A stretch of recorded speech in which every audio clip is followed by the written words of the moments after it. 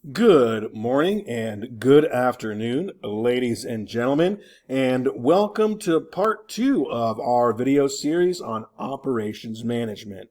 This section deals primarily with safety, risk, and maintenance, which is very, very important, especially in the area of operations, when you're creating things, providing services, so on and so forth, because there's a lot of equipment that's being used. There's a lot of chemicals that are being used, maybe. There's a lot of safety concerns at play, okay? So this is very important to know about as far as operations, and an operations manager might be responsible for overseeing these in the business, okay? A good example of this would be if you are working, say, as a car mechanic or a car technician, and you are the service manager, right? Not only are you making sure to take time that the customer's vehicles are serviced properly, but you're ensuring that the shop area is operating as safe as possible. If there's a spill on the floor and it's oil, how do you take care of that and take care of it properly? How do you dispose of it properly? When you do an oil change, what kind of containers do those need to be housed in? All right, so those are the things to consider. All right, so let's get this ball rolling. If the goal of operations management is to create the highest level of efficiency possible, safety, risk, and maintenance need to be key concerns. Think about that, right? If you have an employee who's a good employee and they get injured on the job and it's something that could have been prevented, right? How long is that employee going to be out? We don't know. But is that going to take away from overall production? Okay. If you have a faulty forklift that is constantly running into things, is that destroying things? Yes. Is that putting people at risk and items at risk and money at risk? Yes, it is. All right. So these need to be key concerns. All right. So what is safety? Safety is the reduction of risk to a level that is low as reasonably practicable. That sounds like a big college definition. I get it, but let's look at this in detail, all right? The reduction of risk. Is there risk involved in life? Yes, all right? What do we need to do? We need to reduce that risk, right? How far can we reduce it to? To a level that is reasonably practical, right? So, example, there are people out there who don't like going outside of their houses because it's dangerous, all right? Now, to them, that's a level that is as low as reasonably practicable, which is fine, all right? If you're earning money from home, that's a good way to be. If you like getting things delivered, that's a good way to be, right? But is that always the best solution? Maybe not. Each person is different, right? It depends on your own vision, all right? Additionally, why did we go ahead and, during the recent pandemic, go ahead and stop attending school for a brief quarantine period? Because it was a reduction of the risk. The risk was was the spread of the virus, right? To a level that is low as reasonably practicable, right? In other words, you don't keep people confined to their homes. You just limit their choices of when they're going out and about, all right? So, safety, reduction of risk, all right? Let me give you a good example of what this looks like in real life, all right? Let's pretend that there was a restaurant manager and a kitchen manager at the restaurant, right?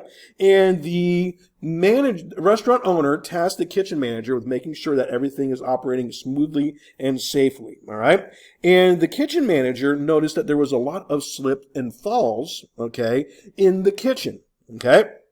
And so he comes to the owner with a suggestion. He says, you know what, Mr. Owner, I want to go ahead and install safety vests, right, that cooks are required to utilize, and that when the waiting staff comes in, they're required to utilize. And these vests, I want them to be attached with a rope that goes to the ceiling and that follows them around on a little tether. So that if they fall, the vest catches them. Okay? Well, yes, that would mitigate or cut down on the risk of falls, right? If the person falls, the vest catches them and they don't get injured. But is that reasonable? Probably not so much. A more reasonable course of action would be to ensure that the floors are mopped regularly, all right? And if it is still occurring after those floors are mopped regularly, then maybe an installation of a non-skid floor or a non-slip floor would be more practical, okay? Maybe a non-slip tile or a restaurant kitchen tile, okay? There are other solutions outside of the whole safety vest and lanyard, okay? So it's as low as reasonably practicable, all right? Now, on the other hand, Maintenance is the care and servicing for the purpose of maintaining equipment and the facilities to satisfactory operating condition. All right. Why do we change the oil in our vehicles? All right. To ensure that all the moving parts have the proper amount of lubrication to move properly, right? Why do we check the tires, our pressure in the air pressure in our tires, in our cars, right? To make sure that we're not putting additional wear on the tire, okay? When something goes wrong, we care and service for it, right? So that might include a systematic inspection, okay? Systematic means regular at scheduled intervals, right?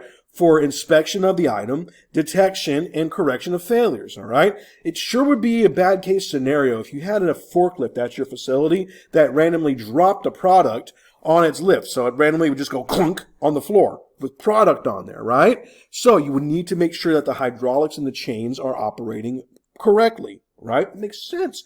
That's reasonable, all right? It's care and servicing and regular inspection. This helps prevent failures before they occur, all right, before they develop into major failures. Like if somebody sees the chain going or the hydraulic fluid leaking, they realize, oh, that's probably not going to allow the boom to raise and lower properly, right? And it might include tests, measurements, and adjustments on parts and replacement, okay? Again, if something breaks down in our vehicle, right, how do we help prevent that from leaving us stranded, okay? I'll give you another example, all right? We talked about HACO earlier, right? The people that work on aircraft and planes here in Lake City, okay? Why is it that aircraft doesn't randomly fall out of the sky? It does, but they don't happen regularly, right?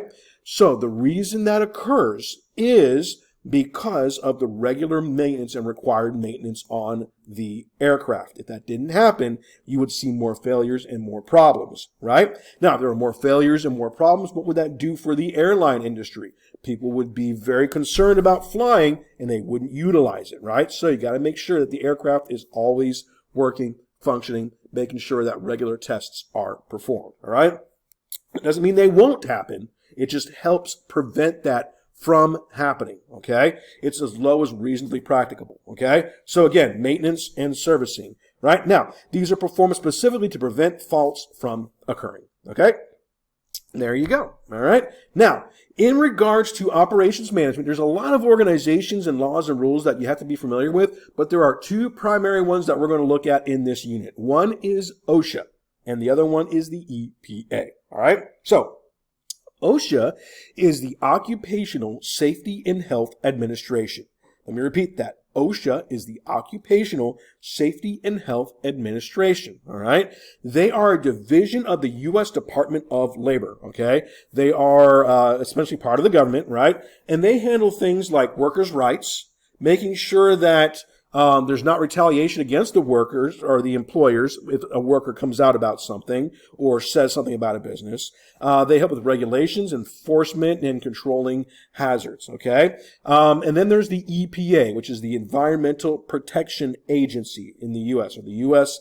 Environmental Protection Agency. There's their website. They regulate water, land, air, and ozone, okay? Water, land, air, and ozone. They are a regulatory agency. All right. And the reason we're talking about these is because in the business, you might be responsible for that. We were just speaking in the other video about the car technicians and the vehicle service places, right? Well, the OSHA is responsible for making sure that in businesses of certain sizes that certain safety rules are followed in that business, okay? The EPA makes sure that everything is disposed of properly, not leaking into the soils, affecting others around them, okay? So OSHA and EPA.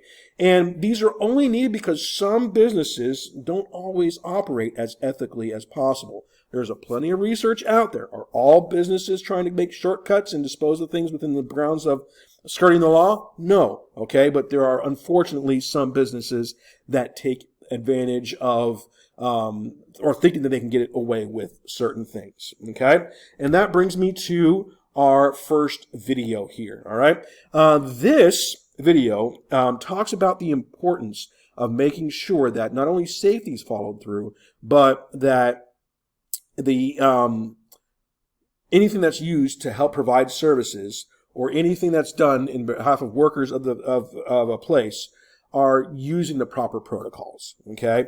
So we're going to watch a video here. Now, this video is going to be tough for some to watch, but it's real life stories, okay?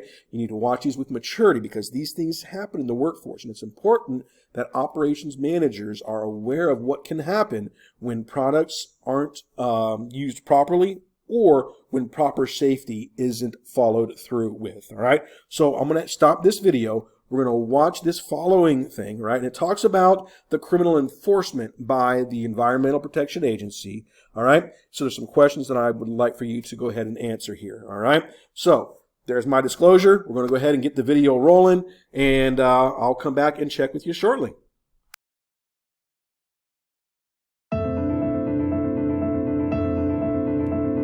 Millions of gallons of brown crude are now coating birds and other wildlife and polluting the marshes. Investigating the death of a 4-year-old Layton girl, and right now it looks like a pesticide seeping into her home is the cause. According to the Environmental Protection Agency, it's used in all 50 states, and in order to use treated waste on land, one must meet strict federal criteria.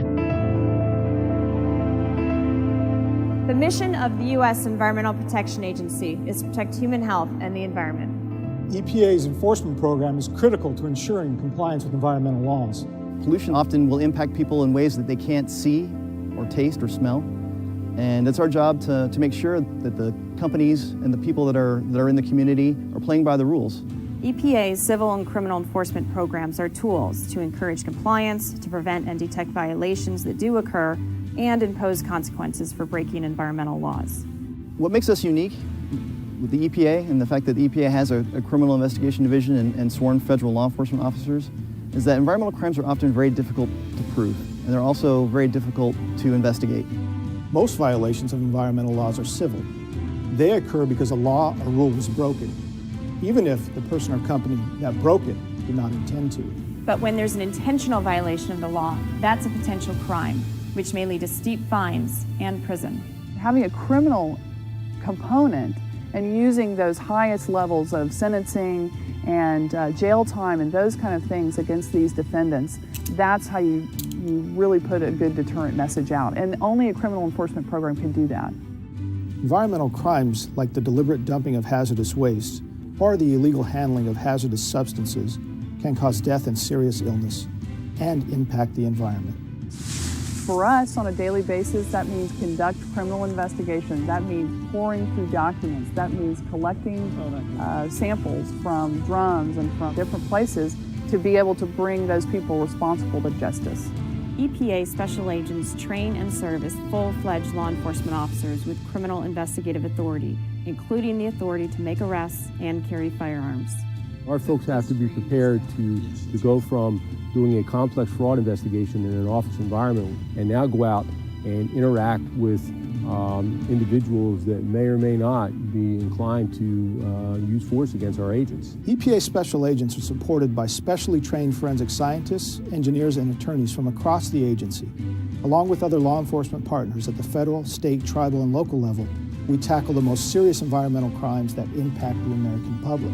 We're helping, get the most egregious criminals off the street that are polluting our water and our air and the ground. At the end of the day, it really is all about protecting human health and making sure that people are safe. Despite all the laws and safeguards that are in place, sometimes it takes a tragedy to bring attention to an environmental problem and criminal enforcement to get justice for the victims. In August 1996, the owner of fertilizer company Evergreen Resources told his employees to clean out a 25,000-gallon tank, ignoring requests for safety equipment. A 20-year-old man climbed down into the tank wearing nothing but jeans and a T-shirt. Paramedics removed Scott Dominguez from the tank and rushed him to the hospital, a victim of cyanide poisoning. He's just has severe brain damage. It put holes all the way through his basal ganglia. His balance and speech and all that is off.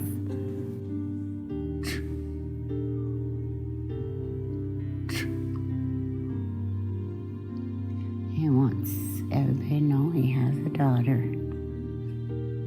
Owner Alan Elias was sentenced to 17 years in prison for falsifying a safety plan and committing numerous hazardous waste violations that resulted in Scott's permanent, life-changing injuries. I think it probably wouldn't have went too far without the Idaho State Police and the EPA coming in. In February 2009, the Toons had their property treated for rodents by Bugman Pest and Lawn. When the problem persisted, Bugman sent the same technician out to the home again. It didn't turn out the way that we were hoping, because instead of just simply treating the rodents, the poison seeped into our home and led to the death of our 2 youngest children. For violating the instructions on the pesticide safety label, technician Coleman Knox was sentenced to 3 years probation. The company and owner, Ray Wilson Sr., was fined $3,000 and placed on a 3-year probation. Just a few months following the deaths of our daughters, the EPA made some changes in the rules that govern the application of the toxin that killed our daughters. Every day, America's environmental crime fighters work around the country to prevent tragedies such as these. Criminal enforcement is the strongest leverage EPA has to make sure people and companies play by the rules.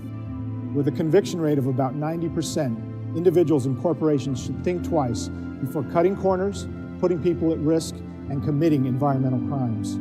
If you suspect an environmental violation is happening in your community, send us your leads at epa.gov/tips.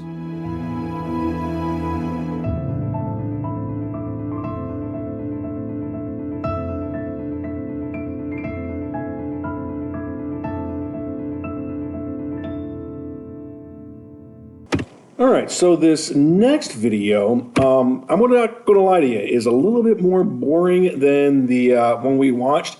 The last one was very, very serious in nature, but this video more or less conforms with a video you might typically see in a new hiring process or something equivocal. So you get hired in, your first day on the job, you're asked to watch a couple of videos, part of their induction process to familiarize yourself with the operations of the business, so on and so forth. So we're going to watch this next video. It has to deal with Osha, the Occupational Safety and Health Administration. It's going to center a little bit about the history of Osha, and it's basically an overview of Osha. Now, they're going to talk about various culminations and rules and laws. That's basically where in the laws to find information. And I'm not going to hold middle school students accountable for that. I just want you to know the basics, all right? So we're going to look at the year, the strategies, the groups of people, a true or false question,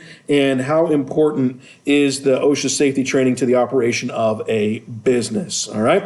So let's go ahead and get this one rolling, and we'll go from there. And after this video is done, we'll go ahead and I'll let the video finish up, and I'll meet you in video number 3.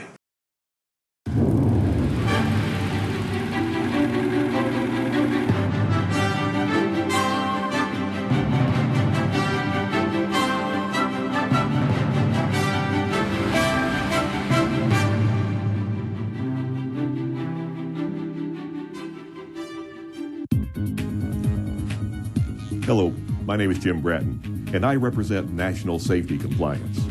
We've put together this program to provide you with some basic information about OSHA, OSHA standards, and other health and safety issues as they apply to various workplaces. In this video, I'll tell you a little of the history behind OSHA, how OSHA protects employees through what is known as standards, some of the OSHA record-keeping requirements, how OSHA enforces the standards, what you can do to comply with OSHA standards, and a few other things you should know about OSHA as they relate to your company.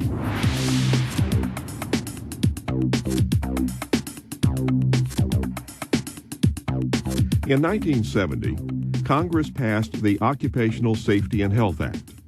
The purpose of this legislation was to establish a nationwide federal program to protect almost the entire workforce from job-related death, injury, and illness. Before this act, job safety and health issues were mainly decided by individual companies. Without any standardized regulations or guidelines, employee health and safety was hit and miss. While some companies and industries worked to create a safe workplace, others felt it was a financial burden and was unnecessary. This was the backdrop for the creation of OSHA. But there were many events that led to the Occupational Safety and Health Act, starting with the Industrial Revolution in the 1800s, to child labor, to mass immigration, to labor movements, and more. Employee health and safety has been an evolving issue. Workplace health and safety is still evolving today as new technologies, increased information, and a growing and shifting workforce create the need for new, revised, and/or additional standards and guidelines. OSHA is the leading force in the protection of the U.S. workforce. After the passage of the Occupational Safety and Health Act, the first step the Secretary of Labor took was to establish within the Labor Department, effective April 28, 1971, a special agency to administer the act. This agency is what we know of today as the Occupational Safety and Health Administration, or OSHA. This new agency took on the difficult task of creating from scratch a program that would meet the legislative intent of the act. The purposes of the act are quite comprehensive and include the establishment of occupational safety and health standards, carrying out inspections and investigations, ensuring the maintenance of record-keeping by employers on occupational injuries and illnesses, requiring reporting by employers of work-related deaths, and conducting research relating to occupational safety and health. OSHA uses three basic strategies to help employers and employees reduce injuries, illnesses, and deaths on the job. 1. OSHA uses enforcement that is strong, fair, and effective. 2. They provide outreach, education, and compliance assistance. And 3. Utilize partnerships, alliances, and other cooperative and voluntary programs. Since OSHA's creation in 1971, there has been substantial progress in increased occupational health and safety. Work-related fatality rates have been historically low in recent years.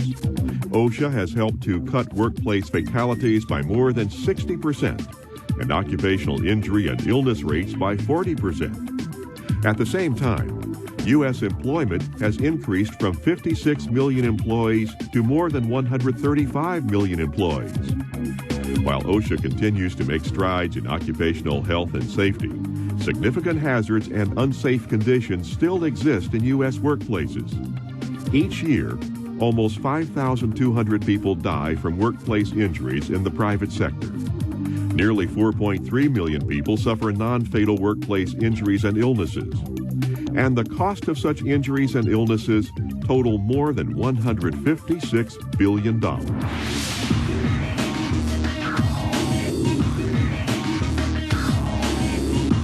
OSHA issues mandated laws and rules through what is known as standards. OSHA standards require that employers maintain conditions or adopt practices reasonably necessary and appropriate to protect workers on the job. Employers are to be familiar with and comply with standards applicable to their establishments. Employers must also ensure that employees have and use personal protective equipment when required for safety and health. Each workplace may have different requirements, and different areas within one workplace may require different standards. As an employer, it is your responsibility to know what standards apply.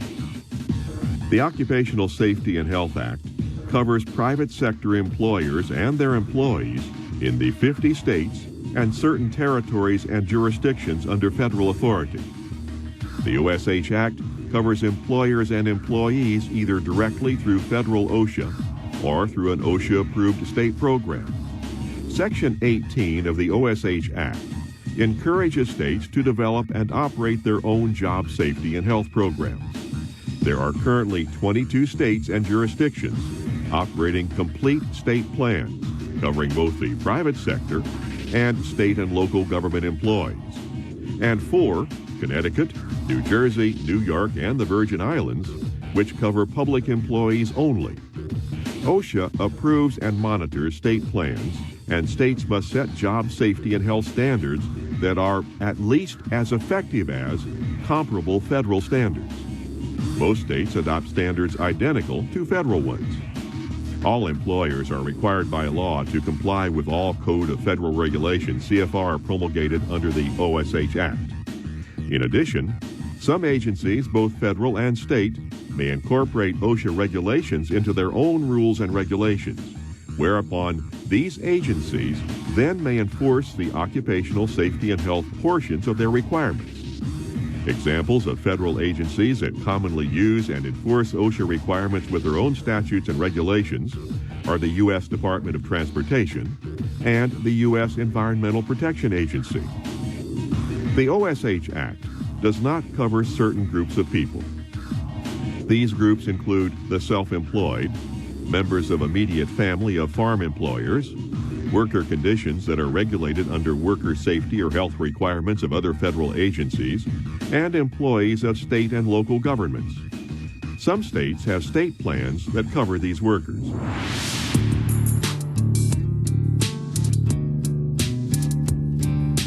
Congress provided very specific language in the OSH Act, indicating that they recognized statistics on workplace injuries and diseases are essential to an effective national program of prevention. The Act, among other things, directed the Secretary of Labor to issue regulations to require employers to maintain records on workplace injuries and illnesses.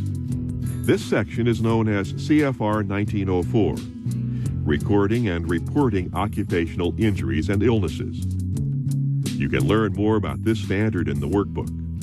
The Secretary of Labor was also directed to compile accurate statistics on occupational injuries and illnesses and to make periodic reports on such occurrences.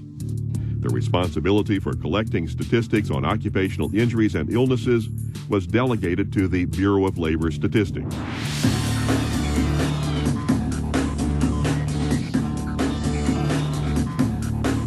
OSHA is also assigned the task of enforcing the standards they implement. Enforcement is accomplished through the use of worksite inspections and, if necessary, imposing citations, penalties, or both. OSHA has a specific standard, CFR 1903, Inspections, Citations, and Proposed Penalties, that define these topics.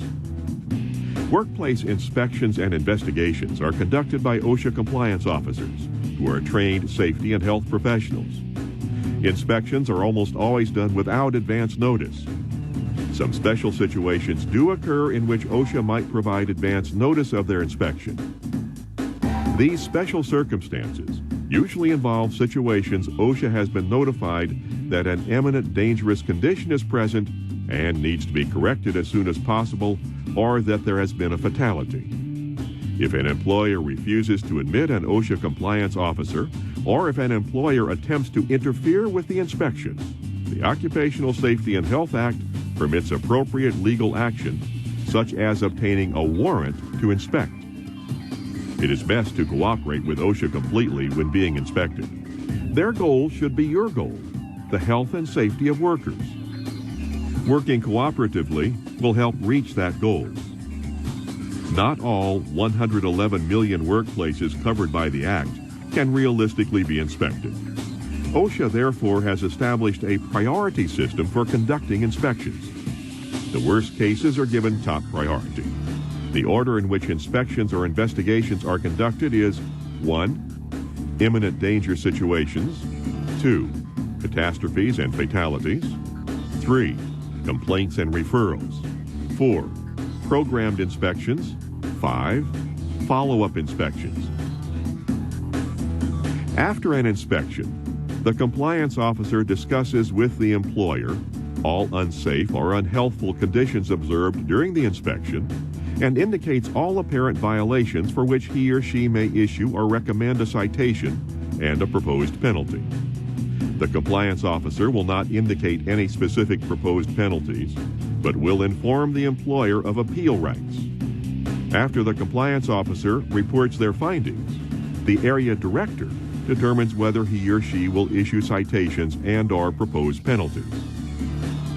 Citations inform the employer and employees of the regulations and standards alleged to have been violated and of the proposed length of time set to correct alleged hazards. The employer will receive citations and notices of proposed penalties by certified mail.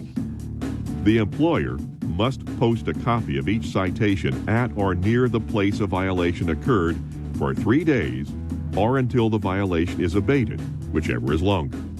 Penalties are based on the type of violations found during the inspection. There are 8 types of violations for which an employer can be fined, and penalties can range from $0 to $500,000, depending on the type and severity of the violation. Additional penalties can be imposed for violations such as falsifying records, reports, or applications, violating posting requirements, or assaulting a compliance officer, or interfering with a compliance officer while they perform their duties.